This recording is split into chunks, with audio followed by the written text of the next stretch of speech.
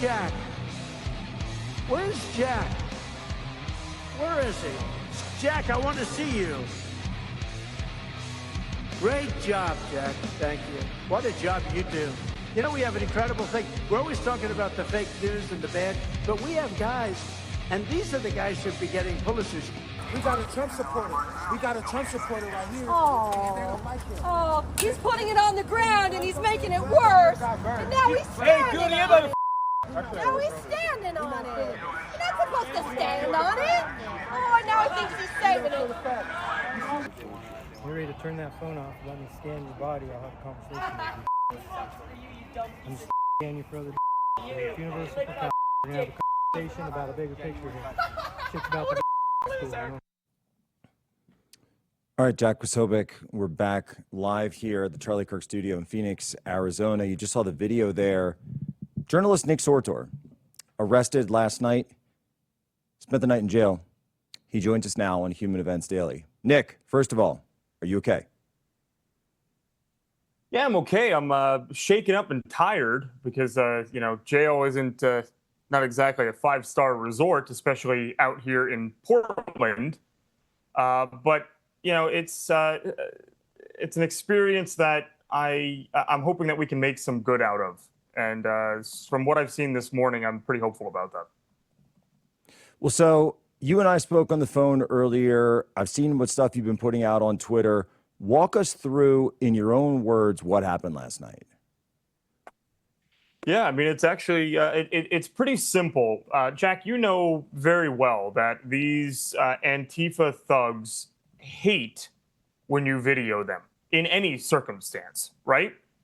But in this circumstance, it's even worse because what's going on is these idiots, it's routine. It happens every single time, close to the top of the hour, when DHS agents come out of the facility for either a shift change or they're letting a vehicle out, so they have to clear the degenerates out from in front of the facility.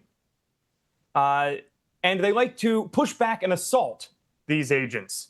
They think that there aren't going to be any sort of repercussions, but of course, a lot of times there are. That's how you get these awesome F around and find out videos of them being maced, right? So naturally, I'm going to flock to that. I'm a journalist. I'm going to show what is happening. And the result that happens, these guys that act like they're super tough are now on the ground crying like little babies because they decided to push an ICE agent and they got maced in the face.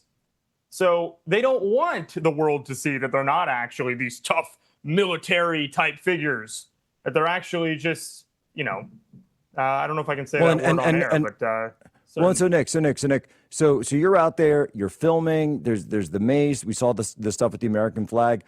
What was going on immediately prior to? I mean, this you getting handcuffed?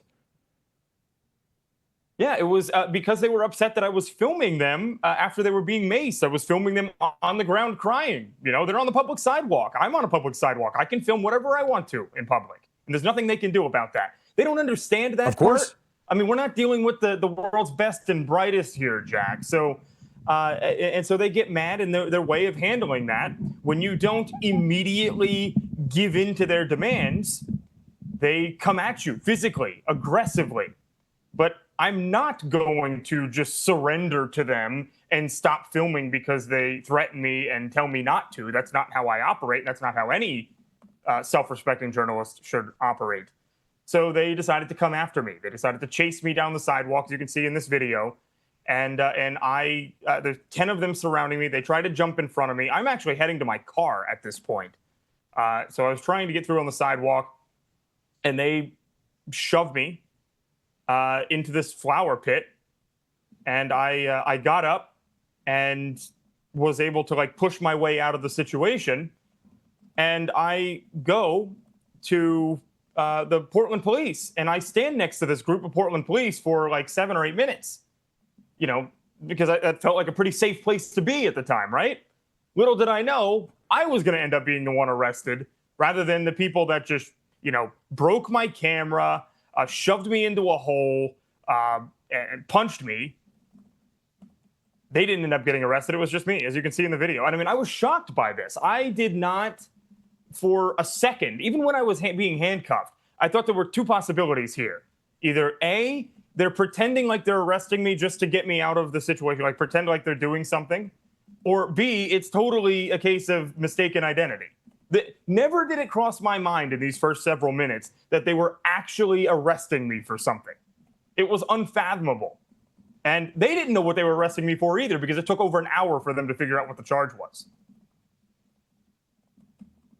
So what exactly have you been charged with? I mean, we can see in this video that you're clearly defending yourself, just like Kyle Rittenhouse, but here we go again.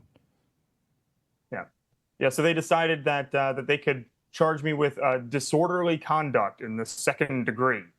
And, you know, funny enough, we were pulled over on the side of the road in the cop car for an hour while they were trying to figure out what charge it would be. They were taking phone calls from superiors and stepping out of the vehicle to do so that I couldn't hear what they were talking about. Shady as hell. Shady as hell. And they get back in the car and then say, okay, yep, you're being charged with disorderly conduct in the second degree.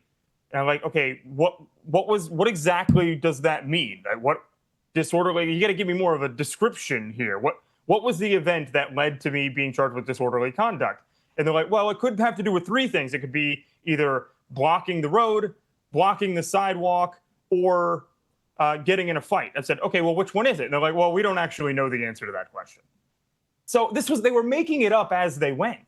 And funny enough, ironically, Antifa is routinely doing all three of those things. That's exactly what they all do. On an hourly exactly. basis. So Nick, before we go to that, then we got a couple of minutes left in this segment. And what was it like being in jail? I mean, the moment you get the handcuffs on you, I mean, it obviously must be very confusing.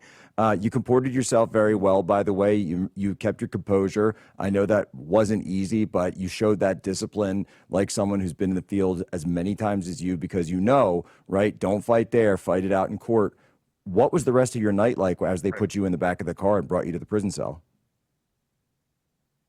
You know, even once I got to the jail, I was still thinking, okay, well, maybe they're going to be making a bunch of arrests, you know, because there are videos that are circulating from yesterday of people literally beating each other to a pulp in the middle of the road out there. So I was like, okay, well, you know, maybe this place is going to fill up, because it was mostly empty, of course, because they don't typically arrest people in Portland. So I was like one of very few people that were even in the jail. It was very quiet.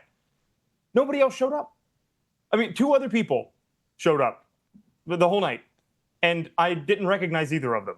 So it's like, okay, who are they? What have they been arrested for? I didn't know, because they were two women, so they were put in a different section than I was. But so the two guys that were bloodying each other up in the middle of the street, you know, trying to fight each other, fighting other people, all the Antifa members that were stabbing people with umbrellas, because they have those pointy ends on them. They use them as weapons, right? None of them ended up in the jail. Nothing. So it's like, and then if you read back on the Portland Police Department's Twitter or X, they actually say that after the targeted arrest of me, they cleared the scene and left. So it's like, was the entire point of them going to arrest me? Why did they just leave after that? It's not like the situation calmed down after I was gone. There's so many questions. Wait. I want to be clear on this. I want to drill down on this. You're saying that it wasn't even necessarily your behavior and this scuffle with the flower bed and them pushing you down as you were leaving the situation. You're saying that you heard that it was a targeted arrest, meaning they may have been sent out to target you because of who you are and what you were doing? They actually said that's their term. That's not my term. They said that publicly, that they made a targeted arrest.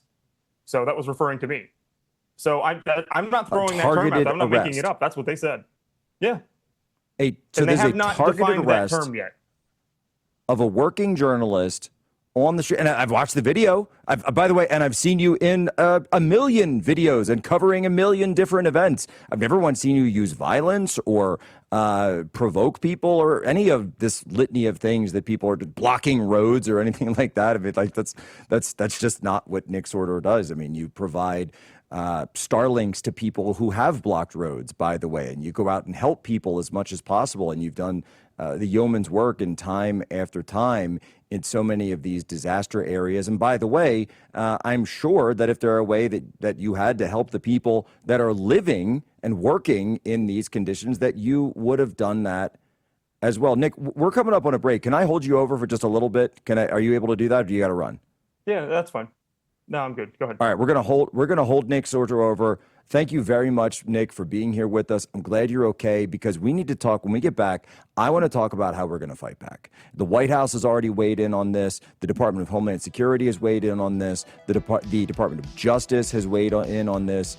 And it shouldn't have to happen that a working journalist gets arrested in a targeted arrest. This is what communists do, folks. This is what they do every single time. You don't believe me? Ask Charlie Kirk. I'll be right back.